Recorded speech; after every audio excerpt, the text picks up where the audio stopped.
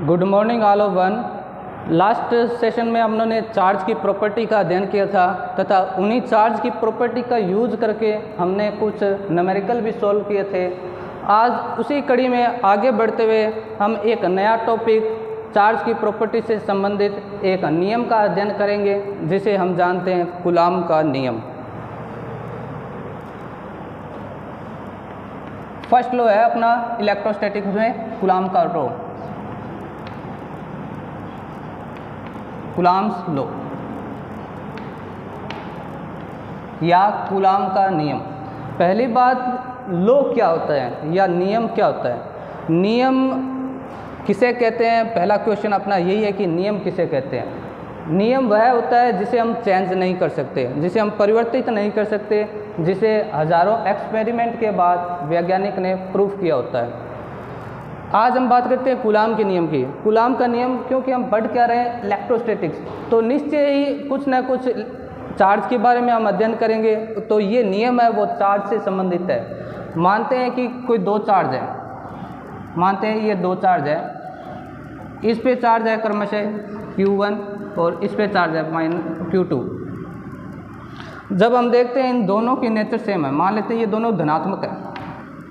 Charge की property से हम जानते हैं कि दो धनात्मक आवेश परस्पर प्रतिकर्षित करते हैं या रिपेल करते हैं, तो Q1 चार्ज Q2 को प्रतिकर्षित करेगा, तो इस पे लगने वाला बल होगा वो इस तरफ होगा। इसी प्रकार Q1 पर Q2 की वजह से लगने वाला बल इस तरफ होगा।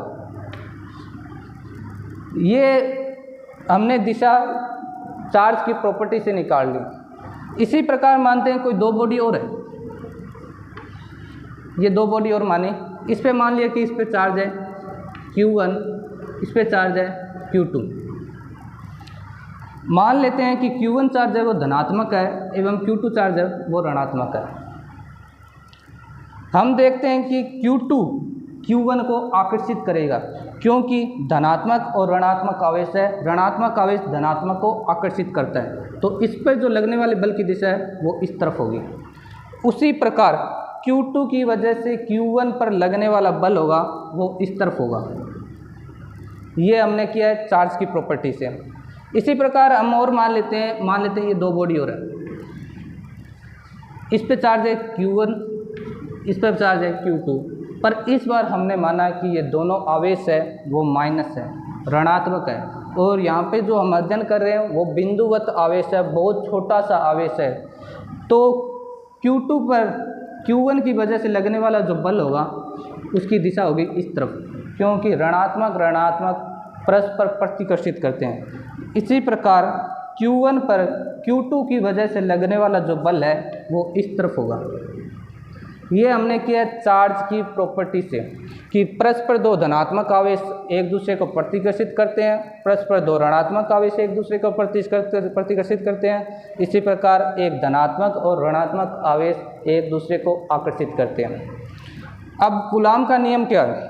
कूलाम का नियम है कि दो धनात्मक आवेश या दो ऋणात्मक आवेश या एक धनात्मक या एक ऋणात्मक आवेश जो बिंदुवत है, छोटे से बिल्कुल ही बहुत छोटे से हैं, नेग्लेबल मास के हैं, ये दोनों आवेश एक निश्चित दूरी पर रखे हुए हैं। मान लेते हैं इनके बीच डिस्टेंस, मान लेते हैं ये r डिस्टेंस है,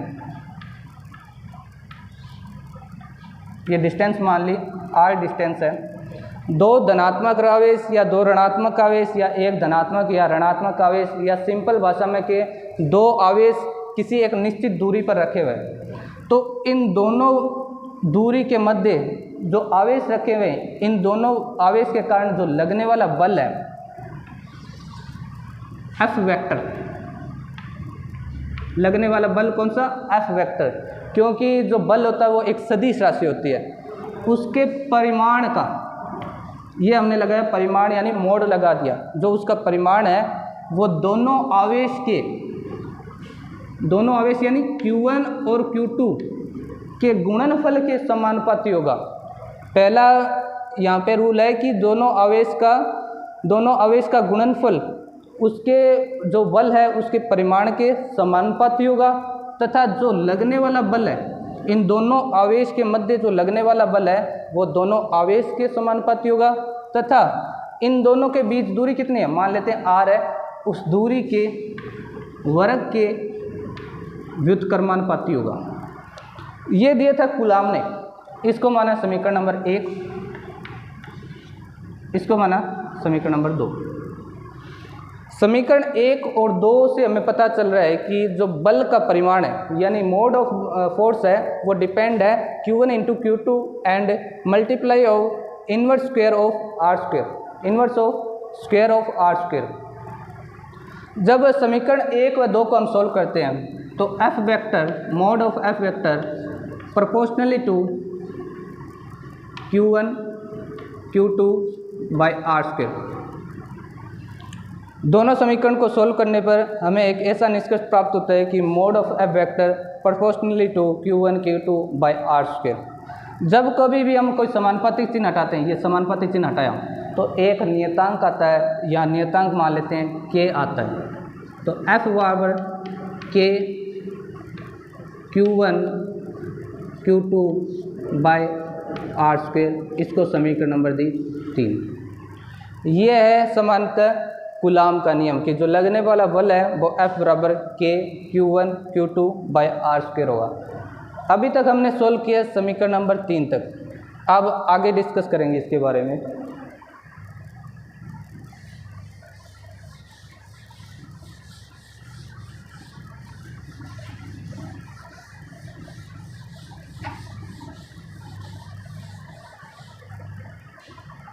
समीकरण 3 से हमें प्राप्त हुआ है कि F is equal to K Q1 Q2 by R square, जहाँ K क्या होता है, K क्या था वहाँ पे एक नियतांक था। K इज इक्वल टू एक नियतांक है और इसकी वैल्यू होती है 1/4 pi epsilon nought. K is equal to 1/4 pi epsilon nought. यहाँ एप्सिलॉन नॉट क्या है, सबसे इम्पोर्टेंट एप्सिलॉन नॉट है permittivity of free space, permittivity of free space.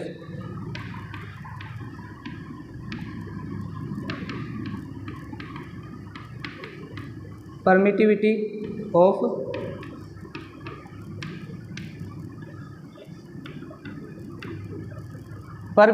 Of free space, निर्वात की विद्युतशीलता। अब निर्वात की विद्युतशीलता से अर्थ क्या होता है, निर्वात की विद्युतशीलता का अर्थ है कि विद्युत क्षेत्र के अंदर रुकावट उत्पन्न करना। ये विद्युत क्षेत्र में रुकावट को शो करती है एप्सिलॉन नॉट। और यहाँ पे जो एप्सिलॉन नॉट की वैल्यू और K की वैल्यू कितनी होती है ये हम अभी प्रूव करते हैं।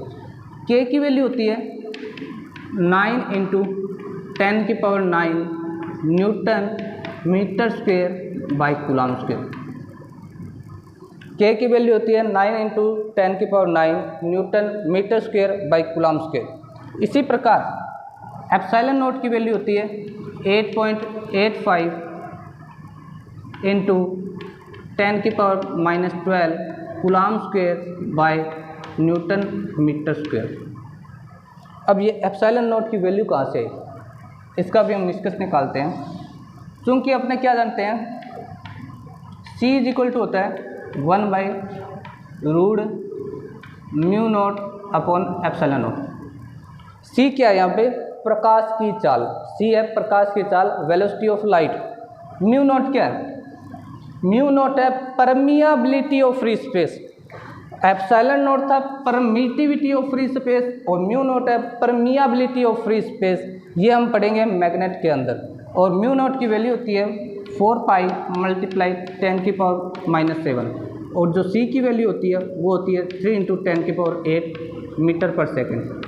जब हम इन दोनों की वैल्यू पुट करते हैं तो यहाँ से अपने को एप्सिलॉन नॉट की वैल्यू प्राप्त होती है और जो एप्सिलॉन नॉट की वैल्यू प्राप्त होती है वो होती है 8.85 into 10⁻⁻12 coulomb square upon newton upon metre square. अब यहाँ पे हम देखते हैं जो K होता है वो होता है 1/4 पाई एप्सिलॉन नॉट, यानी जो K है वो प्रोपोर्शनली है 1 एप्सिलॉन नॉट। यानी जो K की विमा होगी और एप्सिलॉन नॉट की विमा होगी वो परस्पर विपरीत होगी या उल्टी होगी। तो यहाँ पे देखो newton metre square by coulomb square, तो यहाँ पे आ गया coulomb square newton upon metre square. इसी कड़ी में हम यहाँ पे मात्रक और विमा का भी अध्ययन कर लेते हैं। जो कूलाम का नियम आया था वो आया था F is equal to K Q1 Q2 by R square. यहाँ से हम K की विमा एवं मात्रक का अध्ययन करेंगे। K बराबर कितना हो गया, F आर स्क्वायर का इस तरफ मल्टीप्लिकेशन करने पर are square by Q1 Q2। बल की जो विमा होती है वो न्यूटन, आर स्क्वायर यानी एरिया का जो यूनिट होगी वो होगी metre square by Q1 into Q2 यानी आवेश, दो आवेश का मल्टीप्लिकेशन है तो कूलाम इंटू कूलाम, तो ये हो जाएगा कूलाम स्क्वायर। और ये यूनिट यहाँ पे हमने यूज की थी। अब इसका हम विमा देख लेते हैं, डायमेंशन विमा। देखो जो बल की विमा होती है वो होती है m1 L1 T-2 metre square यानी लेंथ है तो लेंथ की कितनी होगी L स्क्वायर अपॉन आवेश, और हम जानते हैं I इज इक्वल टू होता है Q बाई T। T का इस तरफ मल्टीप्लिकेशन करने पर Q इज इक्वल टू कितना हुआ IT। धारा का मात्रक क्या होता है एम्पियर, टाइम का क्या होता है T। तो AQ का निकलेगा 80, तो कितने 2Q, तो 80 इंटू 80 यहाँ पे पुट किया 80 मल्टीप्लाई 80। अब इन दोनों को हम सॉल्व करेंगे, ऊपर नीचे वाली टर्म को ऊपर ले जाने पर ये बनेगा, देखो m1 सिंगल है तो m1 L1 और यहाँ पे कितनी है 2 और L पे तो L3। T पे पावर देखो -2, नीचे कितने 1 और 1 कितनी होगी 2 ऊपर जाएगी तो कितनी हो जाएगी -4। A कितना हो गया 1 और A कितना हो गया 2, तो A की पावर -2। ये आ गई विमा। अभी तक अपनों ने अध्ययन किया है कूलाम के नियम। कूलाम के नियम में हमने उसकी विमा का भी अध्ययन कर लिया एवं उसके मात्रक का भी अध्ययन किया।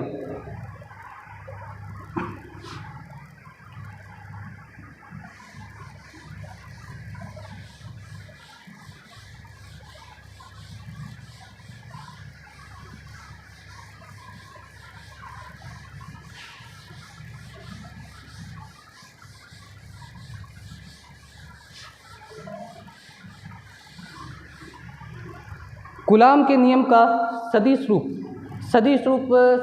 में कैसे लिखा जाता है, कोई भी भौतिक राशि है उसका जब हम सदिश रूप लिखते हैं तो उसके मल्टीप्लिकेशन में एक मल्टीप्लेस करते हैं और वो मल्टीप्लाई होता है आर कैप का। तो F vector is equal to कितना हो जाएगा K Q1 Q2 by R square, और मल्टीप्लिकेशन किससे करना है आर कैप या आर हेड। और आर कैप की वैल्यू कितनी होती है F vector is equal to K Q1 Q2 R vector upon R square mod of R vector.